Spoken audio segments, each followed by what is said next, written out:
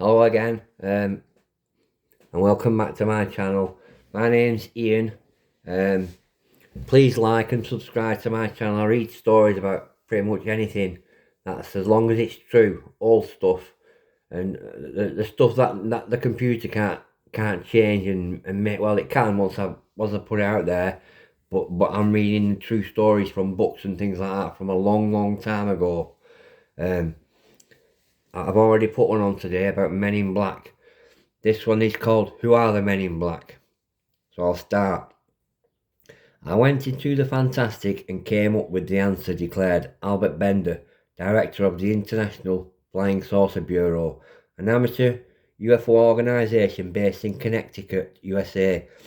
I know what the saucers are. Unfortunately, the rest of the world is still none the wiser, while Bender was prevented from passing on his discovery to the world by three sinister visitors.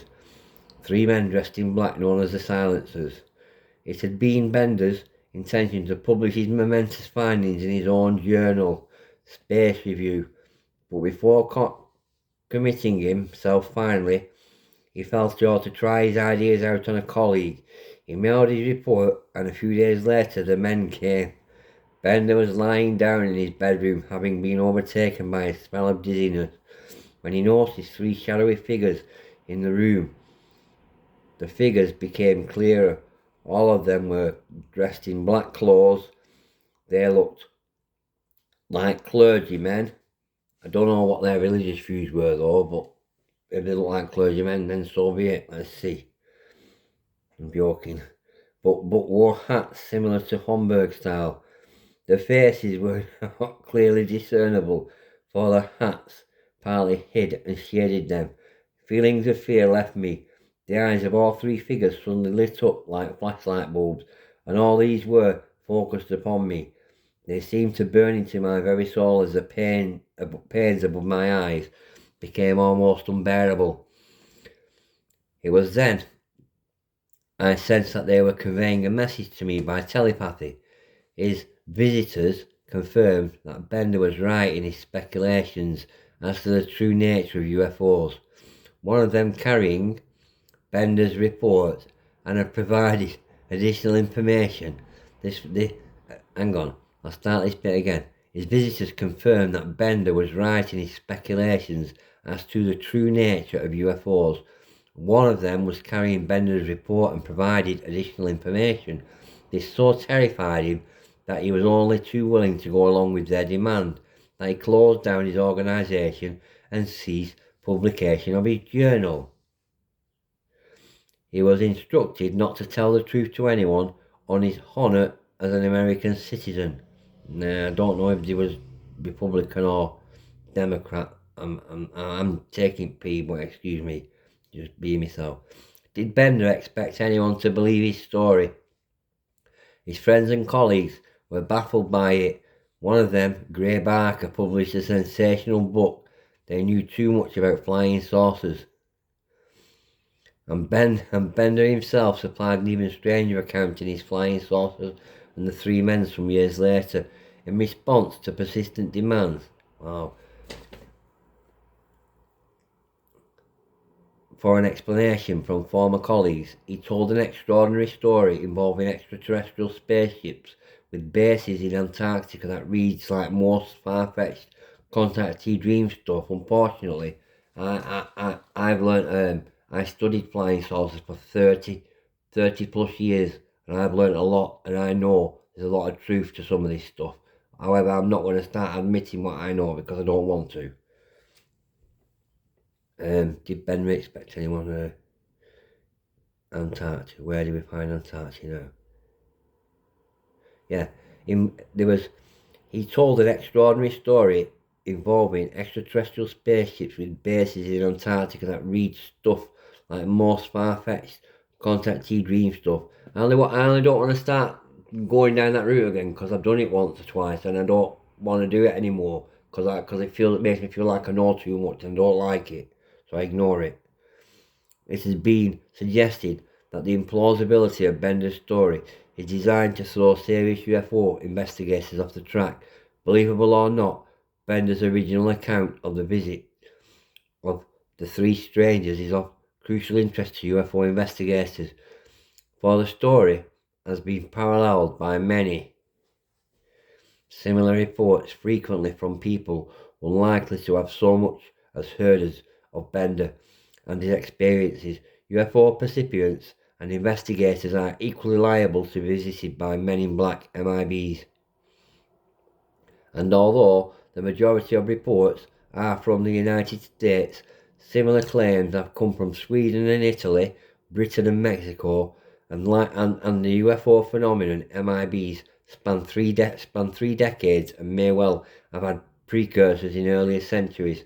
Like Bender's story, most of the later reports not only contain implausible details, but are also inherently illogical. Makes me think that some of these Men in Black, they might actually be lazy and don't like walking to their destination, so they'll get hold of a car, maybe hijack a car from wherever it comes from, and think, right, we'll use this because we can't roll because we're forever travelling. We can't walk because we'll run out of energy. I'm joking, but I'm being honest at the same time. Not only contains plausible details, but are very inherently illogical. In virtually every case, there seems on the face of it more reason to disbelieve than to believe, but this does not eliminate the mystery. It simply requires us to study it in a different light. For whatever or not these things actually happened, the fact remains that these were reported, and why should so many people, independently and often reluctantly, report these strange and sinister visitations, and why is it that these accounts are so similar, echoing and in turn helping to confirm a persistent pattern that, if nothing else, is one of the most powerful folk myths of our time. The archetypal MIB report runs something like this. Shortly after a UFO sighting, the subject, he may be a witness, he may be an investigator on the case, receives a visit.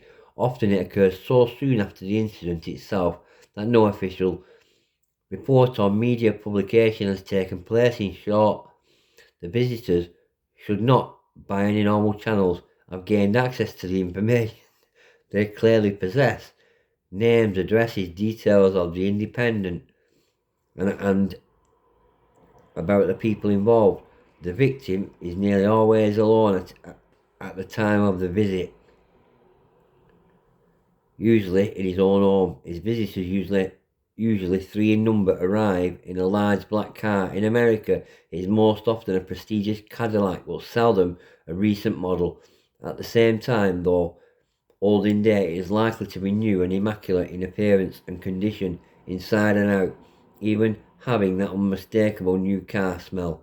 If the subject notes the registration number and checks it, it is invariably found to be a non-existent number. The visitors, mind you, it could be registered in another time continuum, so somebody could have details of the registration of said car. Who knows? In America, it must all notes the registration number and checks it. It is invariably found to be a non-existent number. The visitors themselves are almost always men. Only very rarely is one a woman, and never more than one. In appearance, they conform pretty closely to the stereotyped image of a CIA or Secret Service men.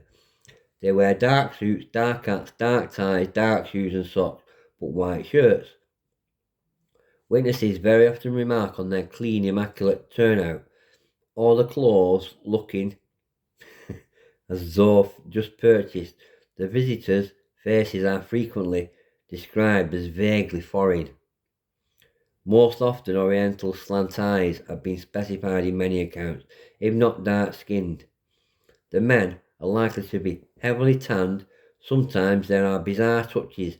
In the case of Dr. Hopkins, which we shall look at more closely later, the man in black arrived to be wearing bright lipstick. Now, I said that earlier on in my video, so it's the same story, but I'll carry on reading this one. The MIBs are generally unsmiling and expressionless. Their movements stiff and awkward. Their general demeanour is formal, cold, sinister, even menacing. There is no warmth or friendliness shown. even if there is no outright hostility either.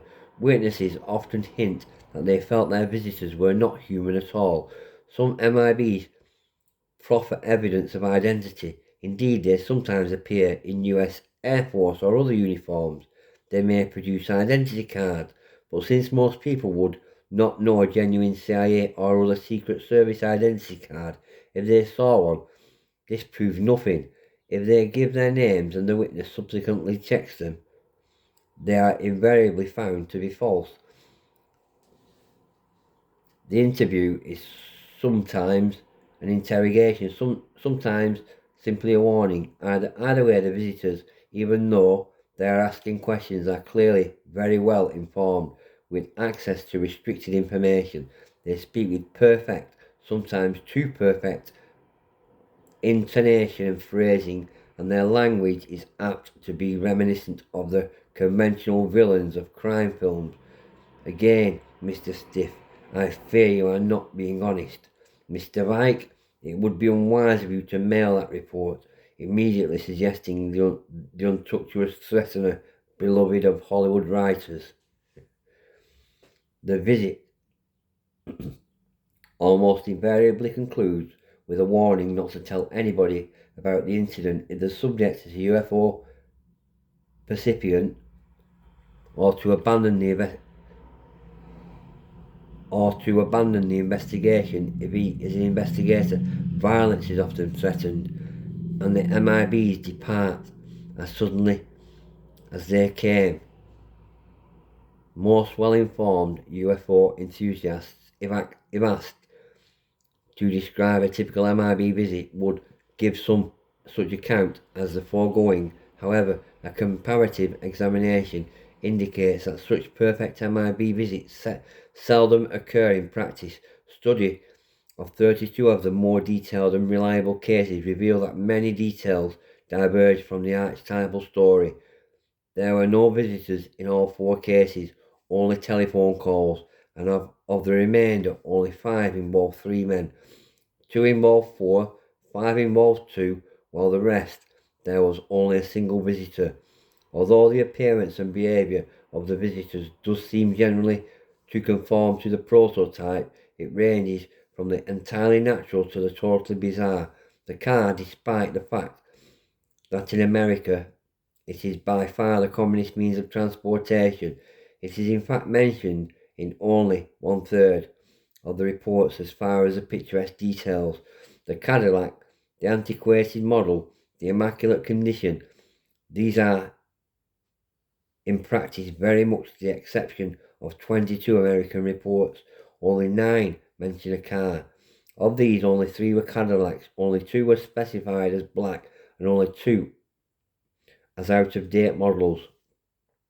On the other hand, these archetypal details tend to be more conspicuous in less reliable cases, particularly those in which investigators, rather than UFO recipients, are involved. This will be relevant when we come to consider possible explanations for the MIB phenomenon. However, although the ideal MIB case is far from being universal in practice, it has value as a kind of composite picture, embodying all the various features that have been reported. Perhaps the case that comes closest to the archetype is that of Robert Richardson of Toledo, Ohio, who in July 1967 informed the Aerial Phenomenon Research Organization, APRO, that he had collided with a UFO while driving at night. Coming round a bend, he had been confronted with a strange object blocking the road. Unable to halt in time, he had hit it. Though not very hard, immediately on impact the UFO vanished. Police who accompanied Richardson to the scene could find only his skid marks, but on a later visit he found a small lump of metal which he thought might have come from the UFO. 3 days later at 11 p.m, 2 men in their 20s appeared at Richardson's home and questioned him for about 10 minutes. They did not identify themselves, and Richardson, to his own later surprise, did not ask who they were. They were not unfriendly, gave no warning, just asked questions. He noted that they left in a black 1953 Cadillac. That is a 14-year-old model. The number, when checked, was found not yet to have been issued, proving that whoever his visitors were undoubtedly imposters of some sort. A week later, Richardson received a second visit from two different men who arrived in a current model Dodge. They wore black suits and were dark complexioned, although one spoke perfect English. The second had an accent, and Richardson felt there was something vaguely foreign about them. At first they seemed to be trying to persuade him that he had not, in fact, hit anything at all, but when they asked for a piece of metal, when he told them it had been passed to APRO for analysis, they threatened, "If you warn your wife to stay as pretty as she is, then you better get the metal back." I can't believe this, the existence of the metal was known only to Richardson and his wife, and two senior members of APRO. Seemingly the only way the strangers could have learned of its existence would be by tapping either his or APRO's telephone. There was no clear connection between the two pairs of visitors, but what both had in common was access to information that was not freely and publicly available, and it may be this that is the key to the MIB mystery. Now that's another one. I'm going to read two stories what I missed. This one, it's within the book, but this is called "The Man Who Shot a Humanoid." It's not to do with Men in Black, I believe, but I'll start. It's only a short one. One inclement evening in November 1961, Paul Miller and three companions were returning home to Minot, North Dakota after a hunting trip. What they could only describe as a luminous silo landed in a nearby field. At first they thought it was a plane crashing, but had to revise their opinion when the plane abruptly vanished. But as the hunters drove off,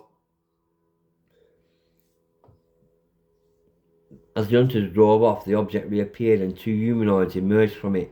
Miller panicked and fired at one of the creatures, apparently wounding it. The other hunters fled. On their way back to Minot, all of them experienced a blackout and lost 3 hours. Terrified, they decided not to report the incident to anyone. Yet the next morning, when Miller reported to work in an Air Force office, 3 men in black arrived. They said they were government officials, but showed no credentials, and remarked unpleasantly that they hoped Miller was telling the truth about the UFO. How did they know about it? Sorry, we have a report, they said vaguely. They seem to know everything about me, where I work, my name, everything else. Miller said they asked questions about his experiences as if they already knew the answers. Yet oddly, they said nothing about the wounding of the humanoid. They seemed instead to be fascinated by the clothes Miller had worn when he saw the UFO. Even going to his house to inspect them, they left such a lasting impression of many that Miller did not dare to tell his story for several years. Sorry, that's funny, that. This is interesting. We've got one more called The Odd Couple now, and that's it then. I've finished for today, I think. On the 24th of September 1976, only a few days after Dr. Hopkins' terrifying visit from an MIB, his daughter-in-law Maureen received a telephone call from a man who claimed to know her husband John and asked if he and a companion could come and visit them. John met the man at a local fast food restaurant and brought him home with his companion, a woman. Both appeared to be in their mid-30s. They wore curiously old-fashioned clothes. The woman looked particularly odd. Her breasts were set very low, and when she stood up, it seemed that there was something wrong with the way that her legs joined onto her hips. Both strangers walked with very short steps, leaning forward as though as though frightened of falling. They accepted Coca-Colas but did not so much as taste them. The strangers sat awkwardly together on a sofa while the man asked a number of detailed personal questions. Did John and Maureen watch television much? What did they read? And what did they talk about? All the while, the man was pawing and fondling his female companion, asking John if this was all right and whether he was doing it correctly. Bloody hell. John left the room for a moment, and the man tried to persuade Maureen to sit next to him on the couch. He also asked her how she was made and whether she had any nude photographs of herself. Shortly afterwards, the woman stood up and announced that she wanted to leave. The man also stood up but made no move to go. He was between the woman and the door, and it seemed that the only way she could get through the door was by walking in a straight line, directly through him. Finally, the woman turned to John and asked, "Please move him. I can't move him myself." Then suddenly the man left, followed by the woman, both walking in straight lines. They did not even say goodbye. Now that was a funny one, that. So it looks like there's some sexually inexperienced beings wanting sexual advice. No doubt somewhere on earth there'll be somebody who's got a counselling centre for these things. I'll guarantee it. Even though I'm joking. Anyway, I hope you like my video about Men in Black and stuff like that. Please subscribe to my channel. Thank you very much, and like as well. Thank you. Bye.